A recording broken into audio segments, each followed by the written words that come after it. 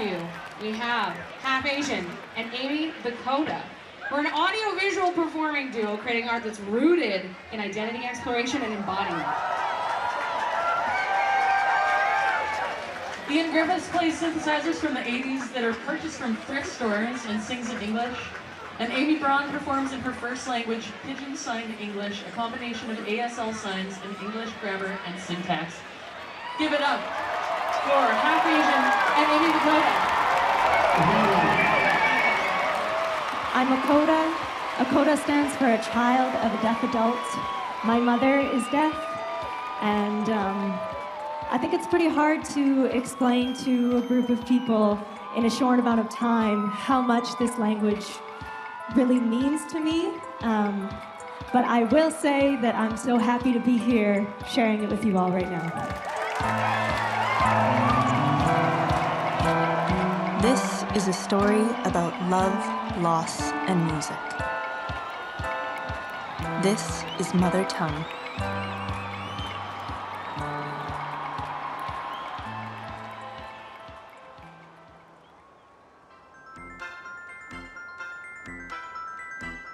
Hello, my name is Amy Braun. I'm a CODA. Right now, we're in our studio. It's a beautiful little place in the small town of Valemount, BC. I've always loved music since I was a little girl. My first CD was the Dixie Chicks. I bought it from HMV. Yeah, I always loved music. We always had music in our house. My mom loves music too. And yeah, but I didn't start performing or using my voice as an instrument until around 3 years ago.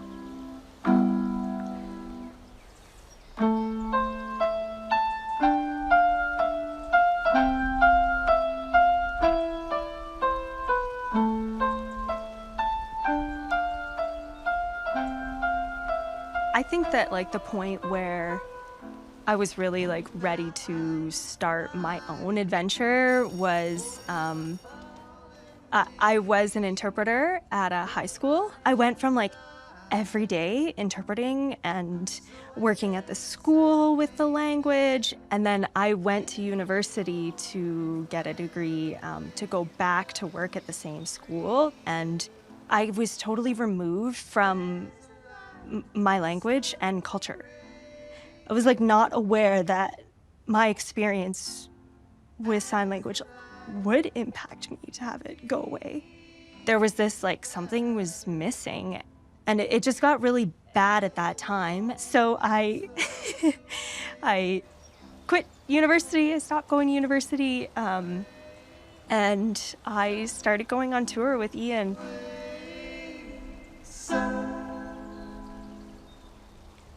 My name is Ian Griffiths, and I'm a singer-songwriter and synthesizer player, and I'm one half of the duo Half Asian with Amy the CODA.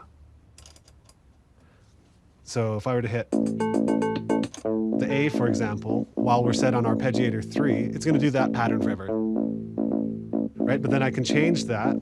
Now it's doing a slightly different pattern.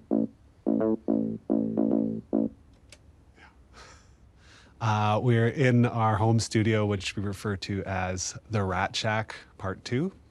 The Rat Shack Part 1 is in Cumberland at my parents' house. That was the original garage studio that we had. So this is the second incarnation.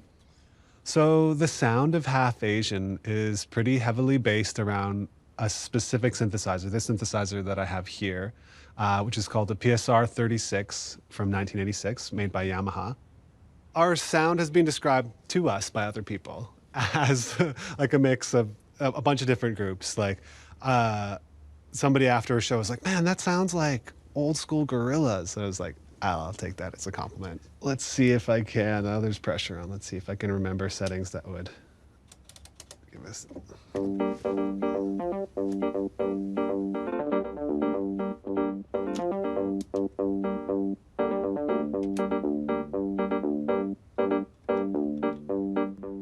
We were a couple for 5 years before we started a band, because, you know, a band is a pretty huge commitment. We really wanted to make sure it was going to work.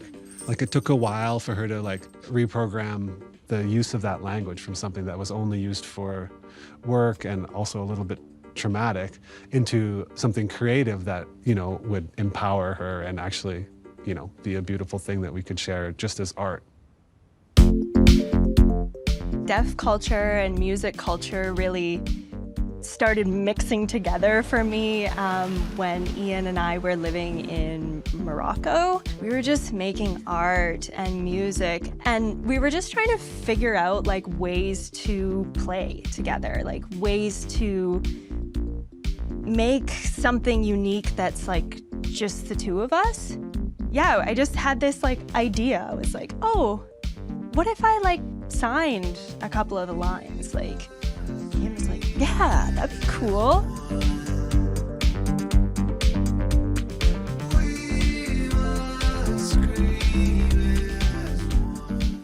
When I first started, I was like awkward and like really like stuck in the interpreter box. He would sing the words, I'd be signing the words.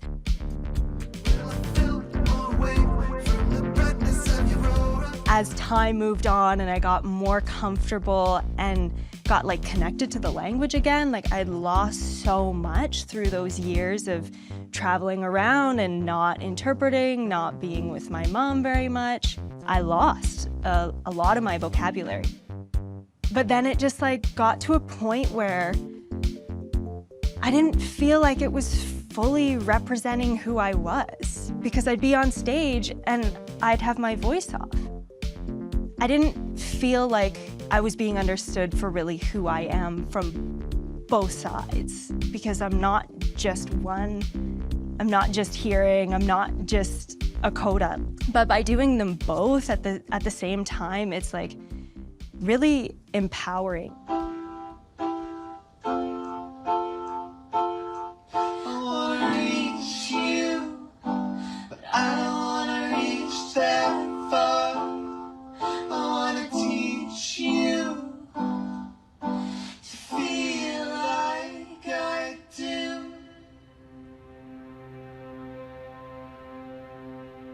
So Amy's experience as a CODA, as being the bridge between the deaf world and the hearing world, parallels my experience as being a half Asian, you know, bridging that gap between my mother's culture, which is really different to rural Alberta culture. She's born in Hong Kong, she's Cantonese. But yeah, just being stuck between two worlds, you know, like I'm not fully accepted by the Chinese community, you know, like when I'm in China, I'm definitely in Guaylo.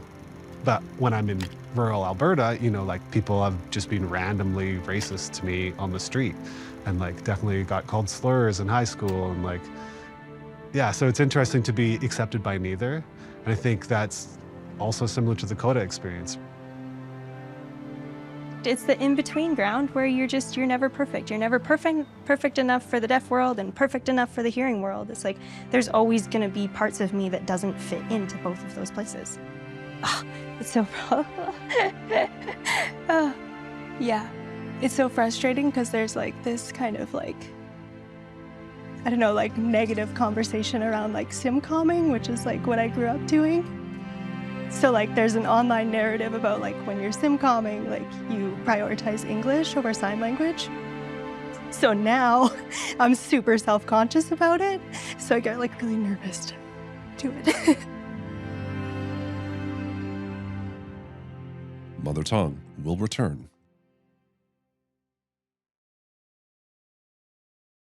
We now return to Mother Tongue. Folks, keep it going for Half Asian and Amy the CODA. Thank you so much.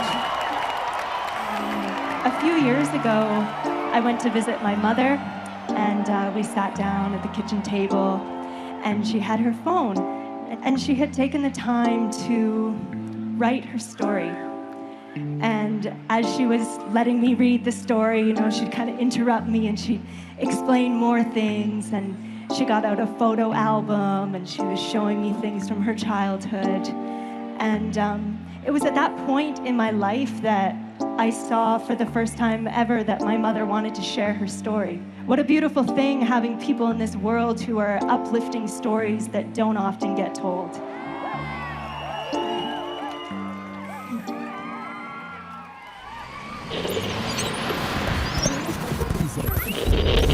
Good morning. Gonna be another hot one here in old Alberta.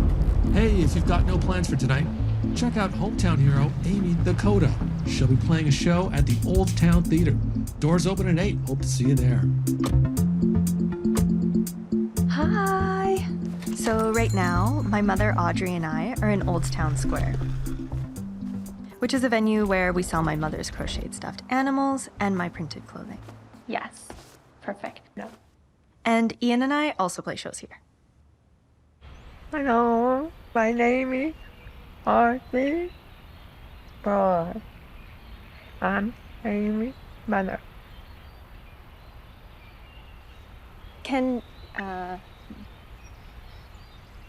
This is my Oprah moment. Okay. I just need a minute. So you were born deaf, right? Mom and Dad said, what do I do with Audrey? No sign The language. doctor said, no sign language. Mom, Dad, what doctor said? Mom and Dad followed what the doctor said. No communion. No communication, Okay. got hearing aids, The name. went to speech therapy, Seven. yeah, around like age 6 to 7, and then you learned. Yeah. You were, how old were you? 7. 7. So your first word was 7. Yeah. My mom wasn't allowed to use sign language in school. I've seen where there's like deaf families and deaf communities with like real like strong pride, right? And like that was not encouraged for my mom when she was growing up. Yeah. No. So every week, Monday to Friday, you're at the school, and then you go home for the weekend. No. Yeah. Yeah. Yeah. That's so hard to find you. Very hard for 12 years. Yeah. It was really about like learning how to be in a hearing world. The system is not set up to support deaf people and a lot of people with disabilities. That can exist in the cities, but most of Canada isn't cities. Most of Canada is rural, and that experience is like not talked about. It's different. It's really different. There's way less access. Like the CODA film came out, and a lot of people were like, oh, CODA should never interpret. They should never be at the doctor's office. That should never happen. And it's like, that was my experience. My mom is deaf. She can go to the doctor's office and request an interpreter and they won't give her one. Like it's not mandatory by law, and interpreters are expensive, and we lived in rural Canada. People would have to drive like 2 hours to come and interpret a 15-minute doctor's appointment. And whose pocket is that going to come out of? It was what it was. I would say we're about 30 years behind with our accessibility laws, and like with just like the government recognizing that there's a unique culture and language minority within the country that, you know, are just not ever thought of. So when I was born, my mom decided, no, it's time to teach one of my kids sign.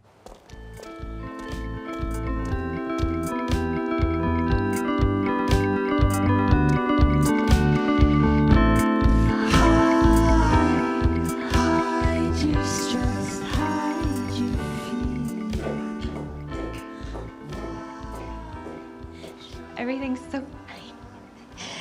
so much smaller than I remember it. So right now we're in Audrey's classroom that you work in every day at Horizon School. So Audrey's just showing me right now this assistive technology for communication with your students who are non-verbal. Yeah. I loved hanging out with my mom. She's my favorite person in the whole world. I'd go to her work to interpret, for example, and like, I get to see her in her work environment, you know? And I was part of that experience of like, knowing what was going on in her workplace. I remember sometimes we were sitting like PD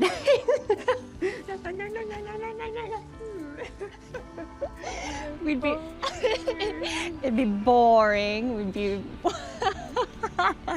at the conference, and because we sign, we can be communicating and no one around knows what we're actually talking about. Right. So, yeah, that was fun. So Mom and I used to go to craft sales together. Where was that, the Legion? Legion, yeah. we'd always go to the Legion. In the photos, it's like big, wide open rooms with lots of tables, other people selling their crafts. Right. One big deputy. I won Miss FPC. Yes, you brought your sash. My mother was a deaf beauty queen back in the 70s, and her special talent was singing in sign language.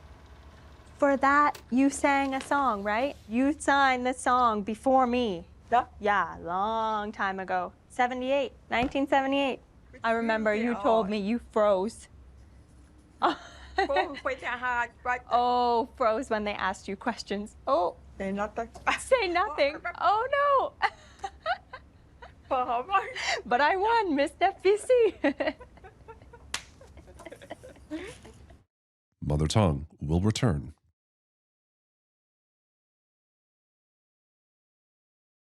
We now return to Mother Tongue. Thank you. This is how you applause in sign language. Put your hands in the air and twist them back and forth. Yeah. I've been working in the music industry for 8 years, and I never saw a single deaf person at a music event or festival, not once in those 8 years, until I started signing on stage.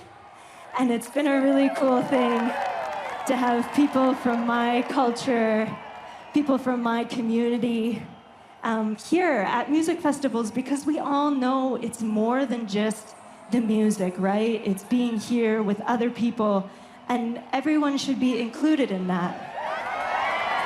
Thank you.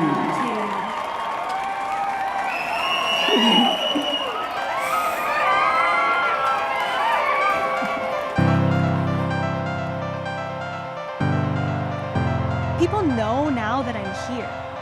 People are having conversations about what it means to think about deaf people at their festival. Because their culture was being represented, and they felt welcome, and their community was there. It's just like that vibe just spreads. I don't often go to music concert to hear every little, but now I have one of her songs and it's stuck in my head. Thank you, Amy and Ian, for a fantastic song. I love it now. Shouting out across a crowded room, shattering the pinnacle at once. I just want to make this what we want.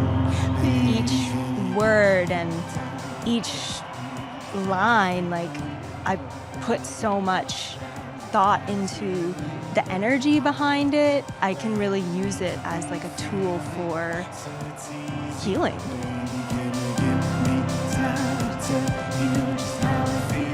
Lots of people see sign language as like an access language, something that serves a group of people.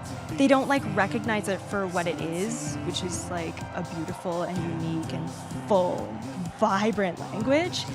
I definitely feel music in a different way now with the sign language.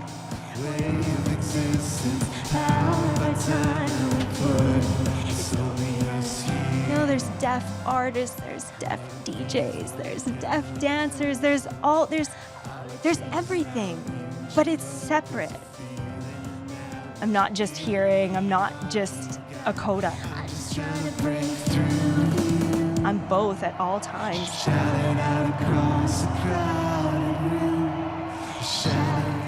I can do it in the music industry in Canada. That's where I work. That's the impact that I can make.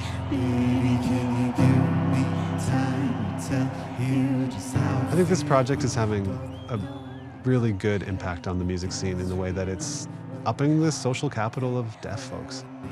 And we all know there's so much more to a music event, to a music festival than just the sound, right? You know, it's like everybody deserves to be included in that community feeling. It brings it all together. It's like it's the next piece that's so obvious. It's like her voice and signs together. It's just like it's what it's needed. It's easy. I just want to lose a spectacle. Just to be here as I read this said. My son Ben was in grade 12. He played guitar, like solo guitar, and sang. At that time, I was watching Ben play and sing, and I wish he was signing for me. Oh well. 11 years later. Oh, that's Amy signing with a song. Oh, you're welcome, Mama. Hard to get where we need to be feeling, so it's easy.